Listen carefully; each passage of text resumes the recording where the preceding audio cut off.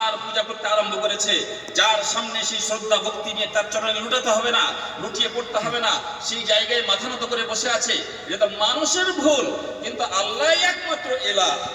তাহলে তার পরিভাষাতে আসতে হবে আমাদের। কোরআন হাদিস সবকে সামনে রেখে ওলামায়ে কেরামেরা তার একটা ডেফিনেশন তৈরি করেছেন, সেটা অনেক রকম ভাষায় হয়েছে, আমি তার মধ্যে থেকে একটাই নেব এবং মোটামুটি বিগত কোটেশনের মতোই।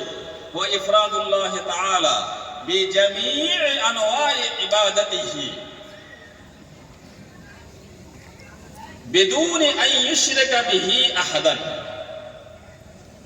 ইবাদত বান্দেগী যে কোনো রূপ হতে পারে, ছোটই হোক বা বড়ই হোক, যত ধরনের ইবাদত বান্দেগী কোরআন হাদিস থেকে প্রমাণিত হয়েছে, এবং ইবাদত বান্দেগীর ধ্যান ধারণা নিয়ে যা কিছু করা হবে এটা শুধুমাত্র আল্লাহ রাব্বুল আলামিনের জন্য হবে, এবং সেই জায়গা তো কাউকে কোনোভাবে শরীক করা যাবে না, তার সমতুল্য করা যাবে না, তাকে অংশীদার মনে করা যাবে না। ইবাদত বান্দেগীর যতই ধরন, যতই রকম, যতই টাইপস অফ ইবাদত আছে, সব কিছুকে আল্লাহর জন্যই নিয়োজিত করতে হবে, আল্লাহর জন্যই হবে, অন্য কাউরির জন্য হবে না। সুতরাং আপনার নামাজ, আপনার যাকাত, আপনার হজ, আপনার সিয়াম, আপনার ভালো কাজের আদেশ করা, মন্দ কাজ থেকে নিষেধ করা, আপনার কাউরির সাহায্য করা, বিভিন্ন কাজ, বিভিন্ন ইবাদত বান্দেগী শুধু কার জন্য হবে? আল্লাহ রাব্বুল আলামিনের জন্য। এবং এটা খুবই যুক্তিপূর্ণ একটা জিনিস যে এই পৃথিবীর খালিক একজন, মালিক একজন, এবং তাকে পরিচালনা করছে একজন, এবং সমস্ত ক্ষমতাকে তার নিয়ন্ত্রণে রেখেছেন।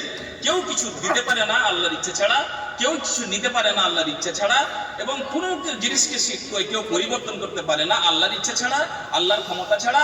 তাহলে আমি কোনবা কারণে আল্লাহকে ছাড়া আর কাউরির সামনে মাথা নত করবো এবং কাউরির ইবাদত বান্দেগী করব?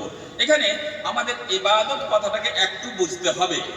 আমরা অনেক সময় ইবাদত বলতে এরকম ধারণা করে থাকি, ইবাদত মানে মসজিদে যাওয়া, নামাজ পড়া, হজ করা, যাকাত দেওয়া, এবং রমজান মাস আসতে গেলে সিয়াম পালন করা, এগুলোকে বোধহয় ইবাদত বলে।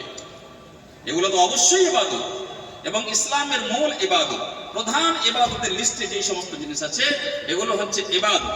কিন্তু এখানেই ইবাদত সীমিত নয়। একজন মুসলিমের জীবনে ইবাদত কাকে বলে আমি চাইবো শাইখুল ইসলাম ইবনে তাইমিয়া রাহিমাহুল্লাহ এই ব্যাপারে উক্তিটা তিনি বলেছেন, আল ইবাদাতু ইসমুন জামিউন লিকুল্লি মা ইউহিব্বুহুল্লাহু ওয়া রাসূলুহু মিনাল আকওয়ালি ওয়াল আ'মালি যাহিরাতি ওয়াল বাতিনা।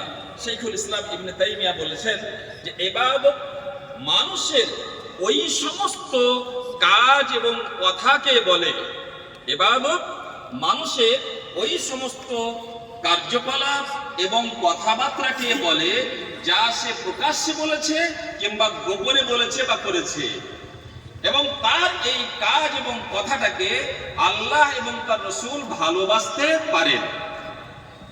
আরো ছোট করে বলি, মানুষের ওই সমস্ত কথা এবং ওই সমস্ত কাজ সে গোপনে করুক কিংবা প্রকাশ্যে করুক, সেই কাজটা যদি শরীয়ত সম্মত হয় এবং সেটাকে আল্লাহ রাব্বুল আলামিন ভালোবাসার দৃষ্টিতে দেখে নেন, তাহলে সেটাই হচ্ছে ইবাদত।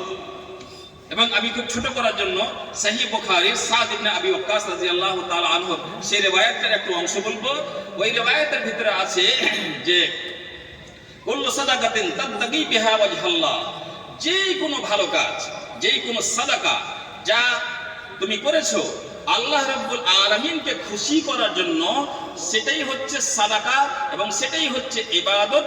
হাত্তাল লুকমাতাল্লাতী তাজআলু ফি ইমরাতিক, এমনকি ওই লোকমাটা, ওই একটা বিস্কিট, ওই একটা চকলেট, যেই চকলেট কিংবা বিস্কিটটা তুমি তোমার স্ত্রীর মুখে তুলে দিয়েছো এবং সেই সময় ভেবেছো যে আল্লাহ, আমি আমার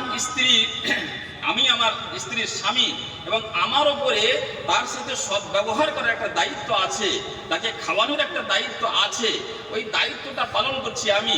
আমার স্ত্রীর সাথে সদ্ব্যবহার তুমি করতে বলেছো, এই জন্য আমি তার সাথে সদ্ব্যবহার স্বরূপ তাকে একটা চকলেট দিচ্ছি, তাকে একটা বিস্কিট দিলাম, তার মুখে একটা প্রেম ভালোবাসার বিনোদন হিসেবে এক লোকমা ভাত তুলে দিলাম, আল্লাহ তুমি সন্তুষ্ট হয়ে যাও আমার উপরে, তাহলে সেটাও ইবাদত। তাহলে ইবাদত কোনো ছোটখাটো সীমানায় সীমাবদ্ধ নয়। মুসলিমের জীবনের প্রত্যেকটা কাজ, প্রত্যেকটা কথা যে সে ভেবেচিন্তে করবে এবং কোরআন হাদিসে আছে কিনা সেটা চিন্তা করে বলবে বা করবে, এবং সেটার উদ্দেশ্য হবে আল্লাহ রাব্বুল আলামিনকে সন্তুষ্ট করা এবং আমার জীবন জীবিকাকে এইভাবে